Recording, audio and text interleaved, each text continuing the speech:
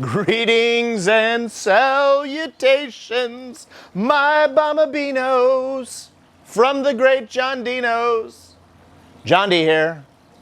Welcome back to the final week of the Self-Worth series. As a coach, I often ask myself, if I could only teach one lesson for people, what would it be? And it happens to be today's lesson. I absolutely love this one. It has absolutely changed my life.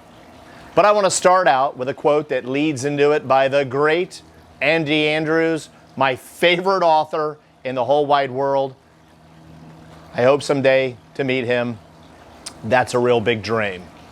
But the quote reads as such: all of life's grand prizes are surrounded by uncertainty.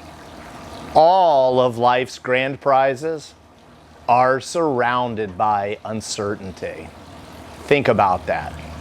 Many years ago, I was mentoring a young man, and he said, "Coach John D, if you could just teach me one lesson, what would it be?"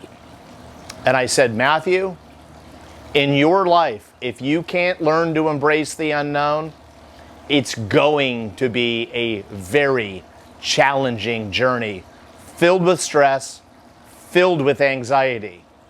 Once again, I said, if you cannot learn to embrace the unknown, it's going to be a life filled with anxiety and stress.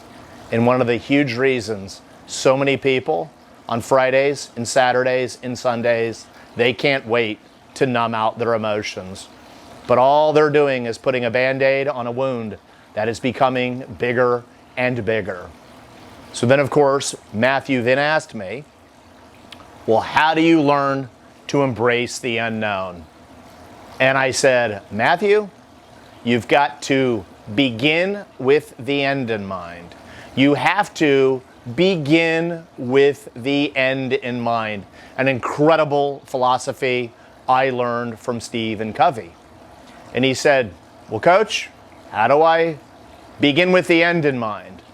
And you have heard Kaylee and I talk about this drill in several different series, and we do that because it's really big. And yes, it's a little morbid. And I said, Matthew, here's how you begin with the end in mind. Imagine the person reading your eulogy at your funeral. What do you want them to be able to say about how you lived your life? And list 10 characteristics for starters. List 10 characteristics. Now, I'm going to read mine, the bullet points. Jonathan Dunn will be remembered for having been incredibly loving, incredibly peaceful, incredibly kind, incredibly graceful. He's someone who gave his gifts. He was always gun-shy. He had high levels of empathy. He practiced great compassion. He was incredibly gentle. And then, of course, he was always very enthusiastic. So he says, how does this match up to embracing the unknown? And I said, it's very easy, Matthew. For instance, one morning, I had a gentleman in Tennessee call me and start screaming at me randomly out of the blue, said I was a worthless POS, and spending time with me was a great waste of time. And I remember I was looking at my eulogy that morning, and my eyes were very fixated on the word graceful. And I said, this man's yelling at you. You've not done anything. You've only shown him great love. This is your chance, John, to find out who you really are. Practice gracefulness here. And I was incredibly graceful, and I listened a lot, and I showed a lot of love in the face of the adversity. And I'll never forget, the man hung up, and he contacted me the very next day. And he apologized. And then he said, I have a question for you. I was really letting into you for no reason at all. How were you able to be so graceful? And he did not know that I was looking at that list. And it turns out he was actually headed to an oncology appointment, and he believed he had leukemia. And even though he was up against all of those things, he still found it to call me and talk to me. And I told him, I said, and this is a quote that's been regurgitated by a lot of thought leaders. I said, it was easy to be graceful. I knew I didn't deserve to be yelled at. And I said, in life, who you become is infinitely more important than anything you'll ever do or have.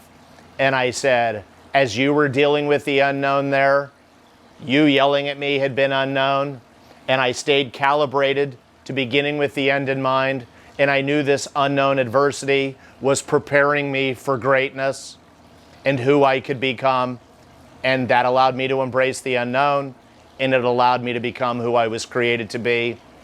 And I will tell you, there is arguably no better way to improve your self-worth than right after or before you read your positive affirmations, that you wake up every morning, you begin with the end in mind, you think about who you want to become, and you simply stay focused in on living that. That will amp up your self-worth, it will allow you to embrace the unknown, and it will always prepare you for your greatness. Write out your eulogy. Trust me, it works. And more importantly, find out what other people's eulogies are and lovingly support each other to this much higher standard. Because acceptance is garbage. The guy at the drive-thru line, he accepts me, okay? But the people in my life, our brand of acceptance is lovingly supporting each other to greatest version of ourselves and what we say we're going to do on our eulogies. End of story. Answer this question and you will have a self-worth that leaves you feeling like anything is possible. Love you. See you next week. We are beginning with the end in mind of reaching 1 million people. Aristotle Onassis was once asked what the first thing he would do is if he lost all of his money. He stated that he would find someone to serve, as that is the best way back to true wealth. When we learn to value others, our own value increases. We are asking you to please share today's video with at least one person so we can reach our dream. Dreams done by yourself are too small. Please hit like, subscribe, and share, and thank you so much for watching.